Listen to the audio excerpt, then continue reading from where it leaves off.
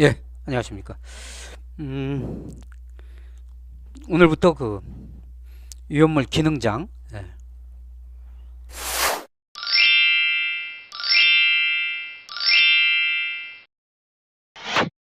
을 처음 1차부터 쭉 해서 2차까지 쭉 강의를 할 예정입니다. 그죠? 예. 유연물 기능장을 하면 좋은 점이 많죠. 그죠? 예. 지금 가장 좋은 유익한 자격증 중에 하나라는 거 하는 거죠. 유연물 기능장을 하면 뭐 유연물 안전관리자가 현장에서 취업도 되는 거지만 그거보다는 주로 유연물 기능장을 합격한 후에 소방시설 관리사네요. 그죠? 예. 소방시설 관리사로 넘어가기 위해서 그죠? 관리사 유연물 기능장을 합격하면 소방시설 관리사 50%를 공부한 거다 이렇게도 얘기하는 거예요. 그죠? 실제 그런 거죠.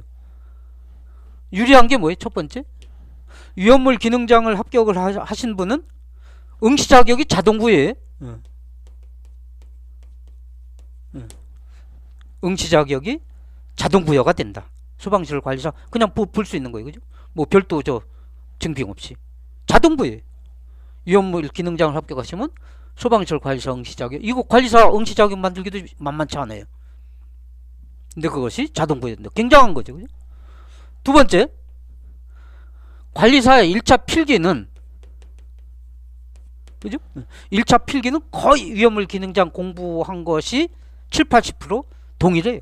거기다가 전기, 소방전기, 그건 뭐 소방전기, 약제화학, 또 하나 뭐예요? 유체화학, 유체역학, 이 세 가지 합해서 그건 한 과목밖에 안 되는 거예요. 한 과목의 3분의 1 포션이지 소방전기가. 그거 빼고는 거의 기능장, 유연물 기능장 공부한 것이 그냥 관리사하고 그냥 중첩돼요. 1차 필기가. 그러니까 거의 공부 다 끝난 거예요. 아마 유연물 기능장 합격하신 분은, 유연물 기능장을 제 강의를 열심히 들으신 분은 빼놓지 않고 다 들었을 경우에 골라서 뭐 유별유연물만 듣고 없지 1차 견신이 합격 이런 거 말고 제 강의를 다 들었다는 전제라면 그 정도 많이 중복된다는 거죠. 이렇게 1차 필기하고.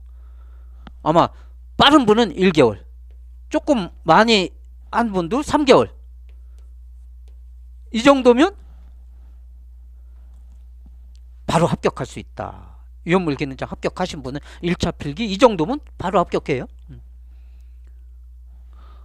유연물 기능장에서 약간 부족한 소방전기가 있어요. 그죠? 일반 전기가 아니라 소방전기. 소방전기. 조금 더 하면 유체역학도 유연물 기능장 할 때 좀 구경은 하죠. 그죠? 어느 정도. 근데 세밀히 안 들어가니까 그냥 유체역학. 이 정도. 이 정도만 추가시키면 좀 보완이죠. 추가 보완. 보완시키면 바로 나머지는 다 중복되는 얘기다. 거의 중복된다. 물론 별도 1차 관리사 1차 교재에서 별도 강의를 듣기는 들어야 되지만 일단은 중복된다는 얘기예요. 그러니까 이 정도면 다 합격하고 있어요. 1차가 이러거든요. 그 다음에 2차에서 결정타는 여기죠. 원래 2차가 관리사 2차가 점검 실무하고 설계 시공 이 두 과목이죠. 그죠? 근데 이 유연물 기능장 합격자분에는 이 설계 시공 계산 문제 전부 대부분 계산 문제 플러스 화재 안전 기준 기술안 문제 쓰세요 문제 이거 면제돼 면제. 유연물 기능장 합격자는 설계 시공 두 과목 중에 한 과목을 면제시키고 얘만 하면 된다. 얘가 점검 실무만 하면 되죠. 일단은 지금 제도는 그래요. 이 부분이 앞으로 뭐 고쳐질 여력은 있을지는 모르겠지만 일단 면제하고 점검 실무만 보면 돼. 그 두 개 한 과목을 결국 뭐예요? 50% 공부 끝난 거라고 보면 돼.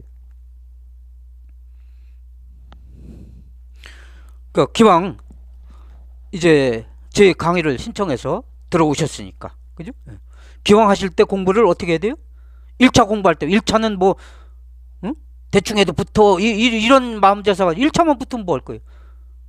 2차를 붙어야 되고 2차를 붙으면 원로 관리사 공부로 넘어가야 할 판인데 1차 공부할 때 1차는 뭐 객관식 그거 뭐 대충 해도 붙는 거 아니에요? 그런 사람은 어디 잘하면 1차 붙을 수도 있지. 기출문제 뭐 많이 풀어가지고 그 다음에 못 가잖아요. 몇 발짝 가겠어요? 1차 붙으면 뭐 자격증?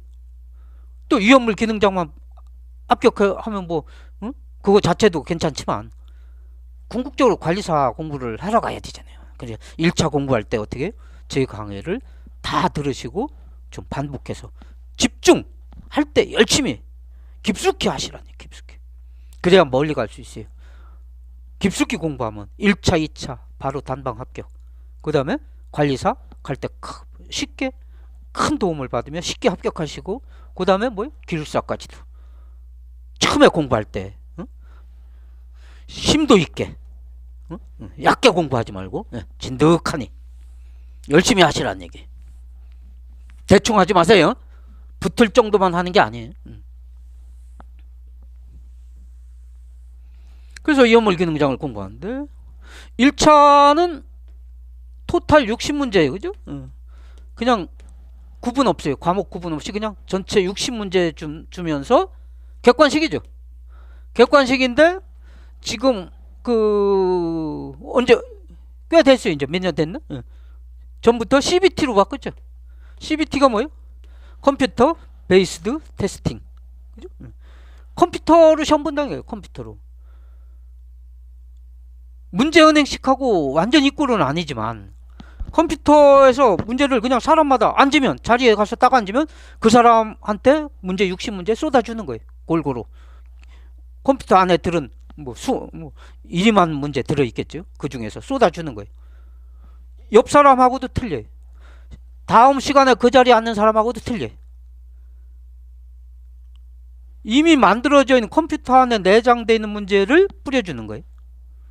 그 뿌리는 방법은 나름대로 잘 짜있겠지. 프로그램이 골고루 비슷한 난이도로 골고루 이렇게. 이거 뭐 문제은행식 이 꼴은 아니에요. 문제은행식은 아니지만 실제 문제은행식하고 거의 유사한 거 아니냐고. 이렇게 되면 이게 난이도가 아주 쉬워요. 인간 안 붙어. 이게 여기서 함정이에요. 그죠? 1차 끝까지 거는 뭐 어떤 사람 심한 사람은 뭐 과장하는지 모르지만 1개월 공부해서 붙었네 자랑해. 아는 건 하나도 없어요. 2차 당연히 안 되지. 몇 년 가지 2차. 그런 식으로 공부해갖고 1차만 1차만 합격했다는 목적하에 공부를 얕게 해서 그런 거죠. 난이도가 쉬워요. CBT로 전환되는 바람에. 근데 1차 공부할 때 1차를 합격했다는 목표 그 염두에 두지 말고 뭐예요? 2차까지 다 나는 공부할 거예요. 이렇게 하고 가야 1차 합격하고 바로 시험을 보는데 그래야 2차 바로 해결될 거 아니에요. 그래야 단방 합격되는 거 아니에요. 이걸 뭐 떨어지고 또 하고 그래? 그래서 1차 할 때부터 어떻게 해요?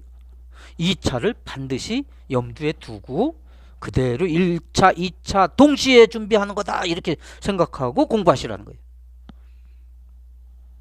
당연히 2차는 난이도가 여기서 합격자가 이렇게 되니까 합격자가 많을 거 아니에요.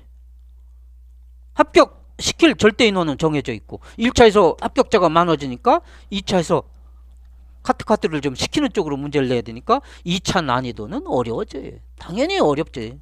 1차는 그래서 CBT 이전보다 훨씬 더 합격하기 쉽고 합격률도 높고 쉽지만 2차가 훨씬 더 상대적으로 어려워진다. 2차를 염두에 두고 1차, 2차 동시에 염두에 두고 1차 공부할 때 교재도 똑같아요. 공업 경영만 없는 거예요. 2차 가서. 그죠? 위험물 이론이 1차, 2차 구분될 리가 있어요? 구분 안 돼요. 2차는 이론 공부 별도 강의도 안 해요. 그래서 교재가 똑같아.